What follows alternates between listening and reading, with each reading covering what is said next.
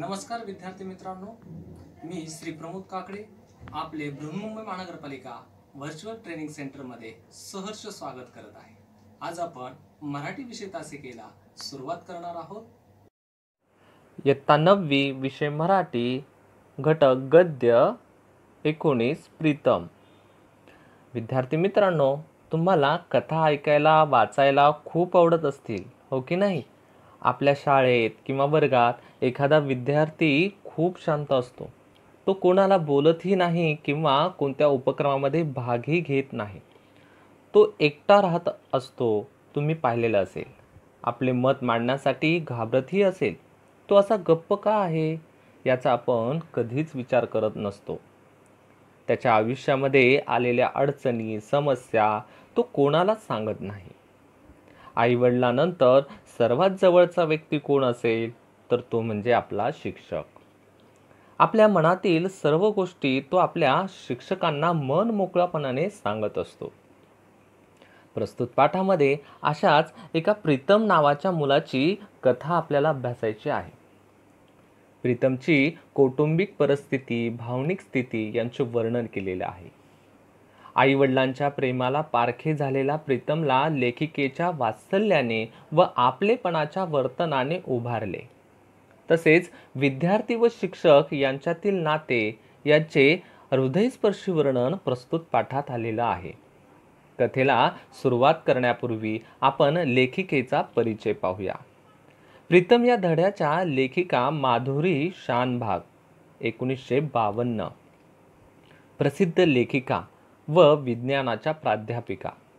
स्वप्नांकडून सत्याकडे, Richard फेनमन एक अवलिया संशोधक, CNR राव अनोख्या रसायनाने बनलेला माणूस, APJ अब्दुल कलाम एक व्यक्तिवेद, JRD एक चतुरस्र माणूस, brain waves, letters to a young scientist इत्यादी पुस्तके प्रसिद्ध। त्यांच्या अनेक विज्ञान कथाही प्रसिद्ध आहेत। मुलांमध्ये, तरुणांमध्ये विज्ञानाचा प्रसार व्हावा म्हणून त्यांनी विज्ञान कथा लिहिल्या। त्यांच्या काही पुस्तकांचं आपल्याला स्क्रीनवरती पाहायला मिळतील की स्वप्नांकडून सत्याकडे ना, कल्पना चावला यांची कहाणी, माधुरी शानभाग यांचं हे पुस्तक आहे। रिचर्ड फेनमन एक अवलिया संशोधक, CNR राव अनोखा रसायनाने बनलेला माणूस, APJ अब्दुल कलाम एक व्यक्तिवेद, JRD एक चतुरस्र माणूस, letters to a young scientist अशी काही पुस्तकं आपल्याला या ठिकाणी स्क्रीनवरती पाहायला मिळत असतील। पाठाचा आशय आपण जाणून घेऊया। किडकिडीत अंगकाठीचा, अबोल, कोणाशीही न बोलणारा, खांदे पाडून दीनवाणी चेहऱ्याचा प्रीतम ते भरदार देखणा, आत्मविश्वासपूर्ण असा प्रीतम, अशा प्रीतम लुथरा या विद्यार्थ्याचा प्रवास प्रीतम या पाठातून वर्णन केलेला आहे।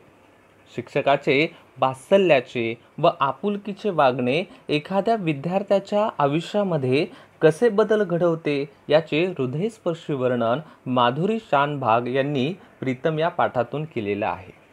चला तर मग आपण या प्रीतमची कथा आपण अभ्यासूया।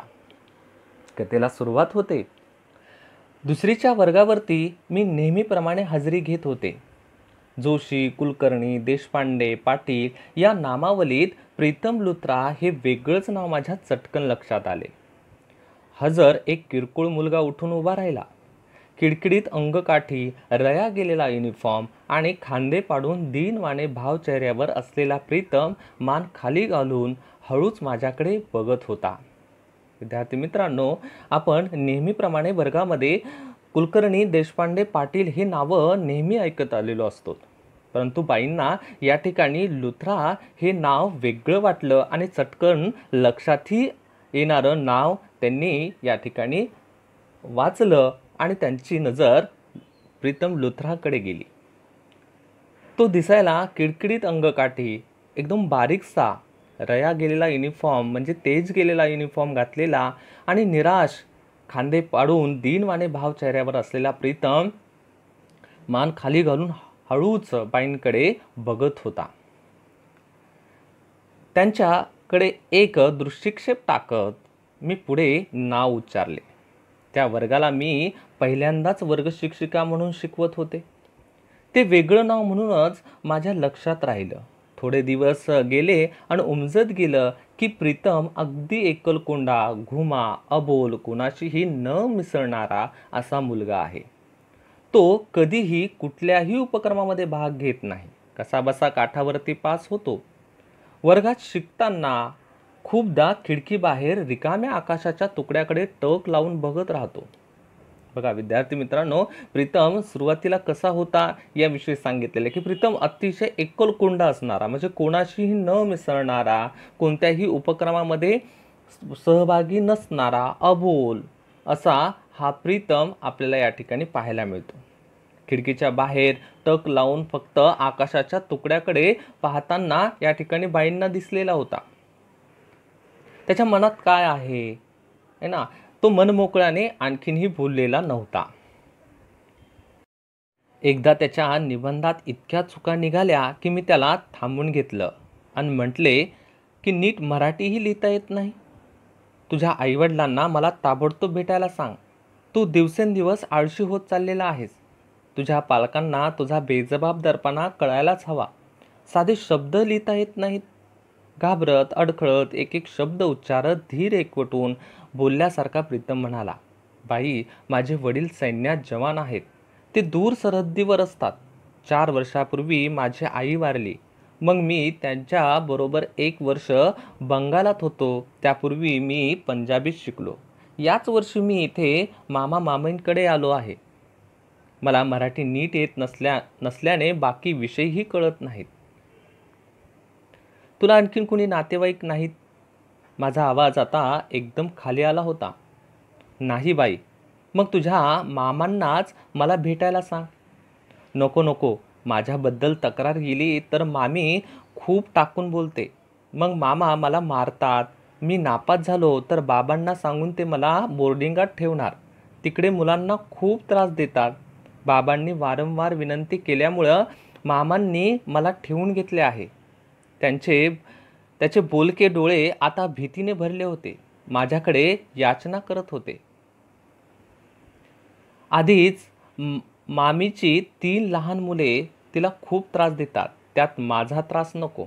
एरवी शब्दही न बोलणारा प्रीतम आजूबाजूला मुले नाहीत म्हणून भडाभड बोलत सुटला होता. त्याच्या विचित्र आडनावाचा, अबोलपणाचा काही कळत नसल्याचा खुलासा कळला तसे माझ्या काळजात काहीतरी लक्क हल्ले. मी चटकन त्याला जवळ घेतले. क्षणभर त्याने अंग चोरून घेतले. मला कळले 7-8 वर्षाच्या मानाने त्याचा देह खूपच किरकोळ सुकल्यासारखा होता. मी त्याच्या चेहऱ्यावरून हात फिरवत म्हटले, प्रीतम, मला यातलं काही ठाऊक नव्हते. असं कर, उद्यापासून दुपारच्या सुट्टीत लवकर डब्बा खा आणि खेळण्याऐवजी माझ्याकडे ये. मी तुला मराठी शिकवेन आणि मग बाकी विषयही तुला सहज जमतील.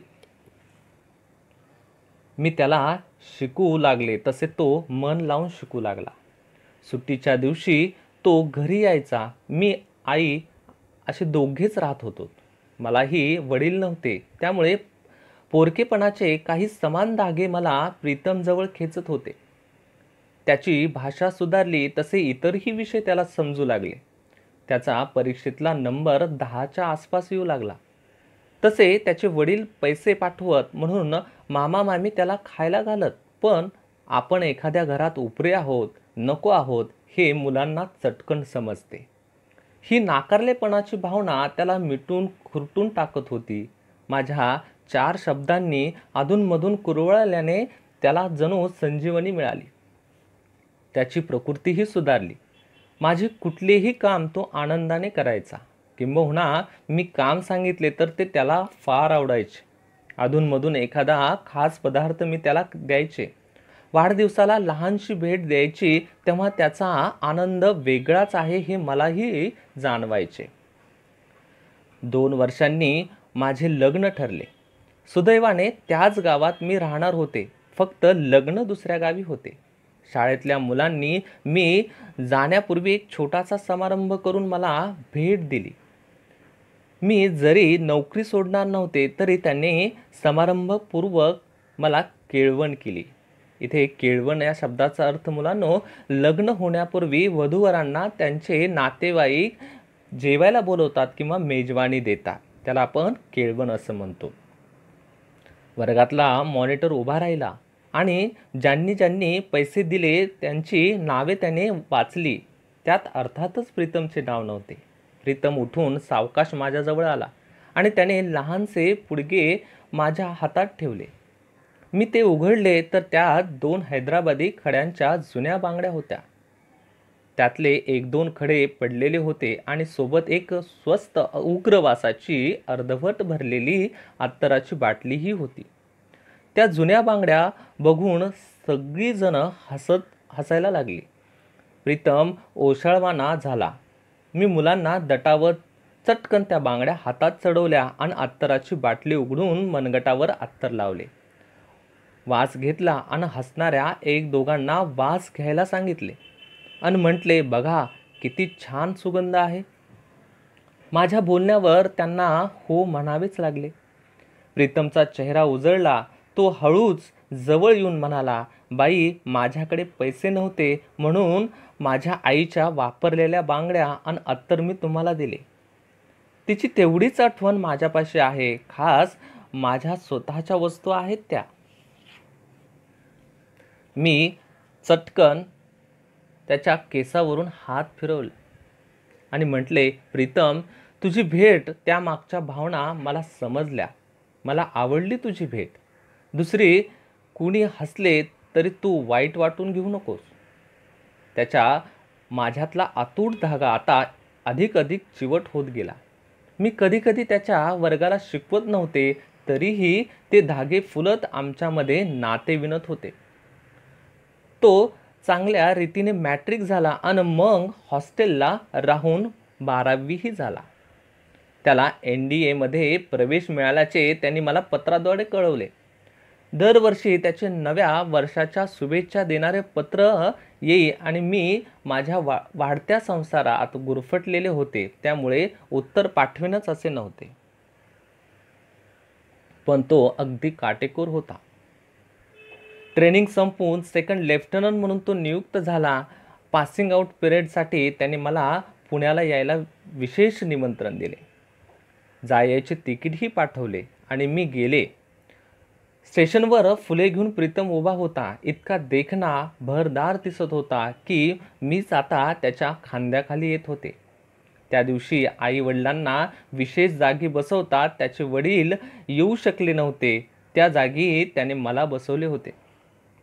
माझ्या हातातल्या त्या बांगड्या त्याने बघितल्या आणि माझे हात हातात घेत त्यावर त्यांनी डोके टेकवले. त्यावर पडलेले पाणी मला कळले. त्याला जेव्हा छातीवर बिल्ला लावला गेला तेव्हा मी जोराने टाळ्या वाजवल्या. मला निरोप देताना तो म्हणाला, बाई, तुम्ही येणार म्हणून मला खात्री होती. गेल्या जन्मी मी नक्कीच तुमचा मुलगा होतो. 4 वर्षांनी त्याच्या लग्नाची पत्रिका तिकिटासह माझ्या हातात पडली. मध्यंतरी त्याचे वडील वारल्याचे त्याने कळवले होते. माझ्या सर्व अडचणी बाजूला सारून मी लग्नाला गेले. त्याच्या आयुष्यातला हा सर्वात महत्त्वाचा प्रसंग मी हजर राहून पाहावा अशी त्याची इच्छा मला जणू टेलिपथीने कळली. विद्यार्थी मित्रांनो, येथे टेलिपथी म्हणजे जिव्हाळ्याच्या 2 व्यक्तींना एकाच वेळी मध्ये कोणतीही संपर्क व्यवस्था नसूनही एकच विचार सुचणे म्हणजे याला आपण टेलिपथी असं म्हणतो. त्याच्या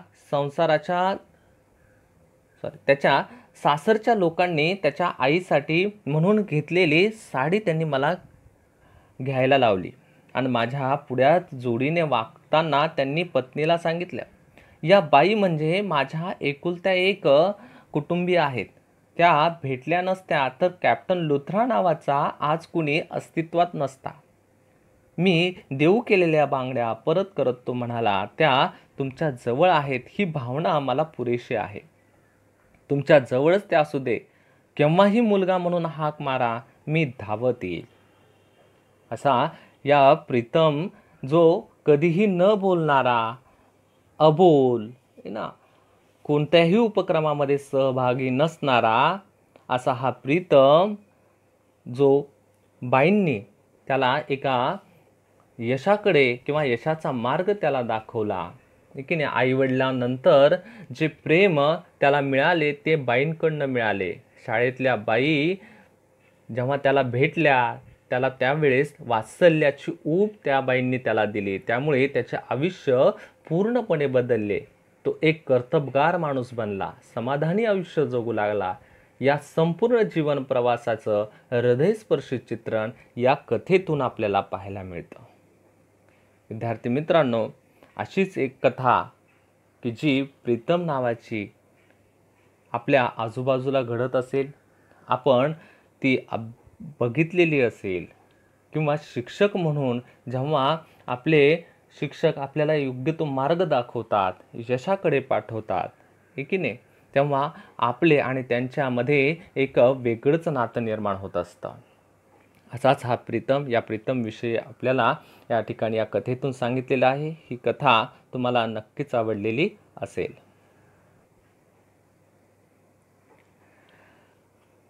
विद्यार्थी मित्रांनो, या पाठात आलेले वाक्प्रचार व अर्थ आपण या ठिकाणी पाहूया.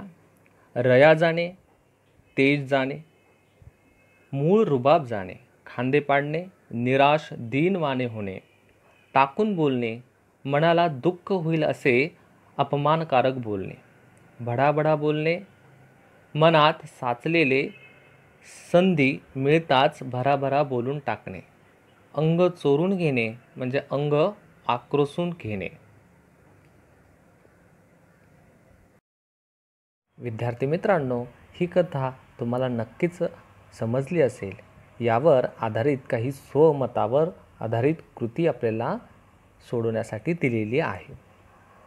पहिली कृती दिलेली आहे, प्रीतम आणि त्याच्या बाई यांच्यातील भावनिक नातेसंबंधांविषयी तुमचे मत सविस्तर लिहा. मुलांनो, इथे आपलं स्वमत लिहिणं अपेक्षित आहे.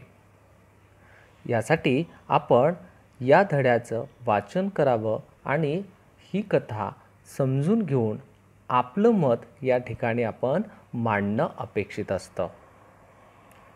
दुसरी कृती आपल्याला तुमच्या जीवनातील शिक्षकाचे स्थान स्पष्ट करायला सांगितलेलं आहे. इथेही तुमच्या शिक्षकांविषयी, तुम्हाला मार्गदर्शन करणारे शिक्षक, आपले वर्ग शिक्षक किंवा आपल्या आयुष्यामध्ये पहिलीपासून ते 10वीपर्यंत शालेय जीवनातील आपल्याला घडवणारे शिक्षक यांच्याविषयी तुम्हाला काही जर आवश्यक आणि महत्त्वपूर्ण बाबी की ज्यांनी आपल्या आयुष्याला कलाटणी देण्याचं काम केलं, आपल्याला यशशिखराच्या मार्गावर नेण्याचं काम केलं, अशा शिक्षकांच्या काही आठवणी आपल्या लक्षात असतात आणि त्यांच्याबद्दल आपल्याला या ठिकाणी लिहायचं आहे. तर या ठिकाणी आपण काही नमुना म्हणून याची उत्तरे पाहणार आहोत. परंतु विद्यार्थी मित्रांनो, ही तुम्हाला स्वतः लिहायची आहेत, है ना. स्वमत तुमचं या ठिकाणी अपेक्षित आहे. चला तर सर्वप्रथम आपण पहिली जी काही कृती सोडवायची आहे त्याचं उत्तर पाहूया. पहिली कृती होती, प्रीतम आणि त्याच्या बाई यांच्यातील भावनिक नातेसंबंधांविषयी तुमचं मत सविस्तर लिहा. तर याचं उत्तर या ठिकाणी असं अपेक्षित आहे की प्रीतम ही एक अत्यंत भावपूर्ण अशी कथा आहे. प्रीतम व त्याच्या बाई यांच्यातील नात्यांचे हृदयस्पर्शी दर्शन या कथेत घडते. प्रीतम हा 7 वर्षाचा इयत्ता 2रीत शिकणारा मुलगा. त्याची आई 4 वर्षापूर्वीच वारली. वडील सैन्यात असल्याने सतत सीमेवर असतात. तो मामा मामींकडे राहायला आलेला आहे. मामा मामी त्याला निर्दयतेने वागवतात. वडील असूनही त्याला अनाथ पोरके झाल्यासारखे वाटत राहते. तो कोणात मिसळत नाही, एकलकोंडा घुमा बनला आहे. प्रीतमच्या बाईंना प्रीतमची नकारात्मक बाजूच प्रथम जाणवते. त्यामुळे त्याच्या मनात त्याची नकारात्मक प्रतिमा निर्माण होते. परंतु त्याची खरी पार्श्वभूमी कळल्यावर त्यांच्या मनात कणव निर्माण होते, एक आत्मीयता निर्माण होते. त्या त्यांच्याशी सहृदयतेने वागू लागतात, त्याला भावनिक आधार देतात. सगळ्या मुलांनी वर्गणी काढून बाईंना भेटवस्तू दिली. प्रीतम त्याच्या जवळच्या आईच्या जुन्या बांगड्या बाईंना भेट देतो. आईविषयीच्या सर्व भावना त्या बांगड्यांमध्ये त्याने साठवलेल्या होत्या. त्याच्या दृष्टीने ती अमूल्य वस्तू होती, ती तो बाईंना भेट म्हणून देतो. त्याच्या मनातला हा उच्च उदात्त भाव बाईंच्या अंतःकरणाचा ठाव घेतो. त्या त्यांच्या भावनाचा गौरव करतात. अशा प्रकारे बाई त्याला प्रसंगाप्रसंगातून आत्मविश्वास देतात. बाईंकडून भावनिक पाठबळ मिळते. त्याच्या जोरावर तो सेकंड लेफ्टनंट बनतो. आदराचे व प्रतिष्ठेचे स्थान प्राप्त करतो. या कारणाने त्याला बाई म्हणजे आपली आईच असे मनोमन वाटते. बाईंना त्याच्यातील सद्गुणी होतकरू मुलगा दिसतो. त्या त्याला तसे घडवत नेतात. बाई आणि प्रीतम दोघेही एकमेकांना तृप्तीचा, परिपूर्णतेचा आनंद देतात. ठीक आहे नाही. अशा पद्धतीने एक आपण आपलं स्वमत लिहिणं अपेक्षित आहे. इथे आपण एक नमुना म्हणून त्याचं उत्तर पाहिलेलं आहे. दुसरी कृती आपल्याला दिलेली आहे, तुमच्या जीवनातील शिक्षकांचे स्थान. बघा विद्यार्थी मित्रांनो, आपला आयुष्यामध्ये शिक्षक खूप महत्त्वाचा घटक आहे. आपल्याला शिकवतो, योग्य संस्कार आपल्यावरती घडवतो आणि आपल्याला यशाचा मार्ग आपल्याला दाखवत असतो. मग आपल्या या जीवनामध्ये, या आयुष्यामध्ये या शिक्षकांचं स्थान काय आहे याविषयी आपल्याला या ठिकाणी लिहायचं आहे. इथे स्वमत महत्त्वाचं आहे इथे पण. तर आपण एक नमुना पाहूया. आत्तापर्यंतच्या शिक्षकांपैकी 2 शिक्षक माझ्या लक्षात राहिले आहेत. त्या 2 पैकी एक होते माझे मराठीचे शिक्षक शार्दूल सर. ते नेहमी सांगत की वाक्यातले सर्व शब्द एकमेकांचे नातेवाईक असतात, काही दूरचे काही जवळचे. त्यांच्या नात्याप्रमाणेच त्यांचा अर्थ ठरतो. ही नाती लक्षात घेत घेत वाचन करायचे असते, हेही त्यांनी सोदाहरण आम्हाला समजून सांगितले. आता वाचन करताना मला कधीही अडखळायला होत नाही. 5वीत भेटले इंग्रजीचे श्रीरंग सर. त्यांनी शब्दांचे स्पेलिंग लक्षात ठेवायचे गुपितच सांगितले. त्यानुसार उच्चार कसे होतात हेही समजून सांगितले. इंग्रजी शब्द, इंग्रजी वाक्य उच्चारण्याची गोडी इतकी वाढू लागली की मला हळूहळू इंग्रजी बोलता येऊ लागले आहे. या शिक्षकांमुळे माझा अभ्यास चांगला होऊ लागला. माझा आत्मविश्वास वाढला. माझे आईबाबाही खुश आहेत. हे सर्व माझ्या या शिक्षकांकडून घडले आहे. अशा शिक्षकांच्या आठवणी आपण या कृतीमध्ये सोडवायच्या आहेत. आपल्याही जीवनामध्ये असेच शिक्षक भेटलेले आहेत. आपल्याला या ठिकाणी शिकवलेलं आहे ना. आपल्यालाही काही क्लुप्त्या आपल्या बाईंनी ना सरांनी सांगितलेल्या आहेत. अशा काही आठवणी आपण या ठिकाणी लिहायचं आहे, हे की नाही. आशा करतो की आजचा घटक तुम्हाला नक्कीच समजला असेल. पुन्हा भेटूया एका नवीन घटकासह. धन्यवाद.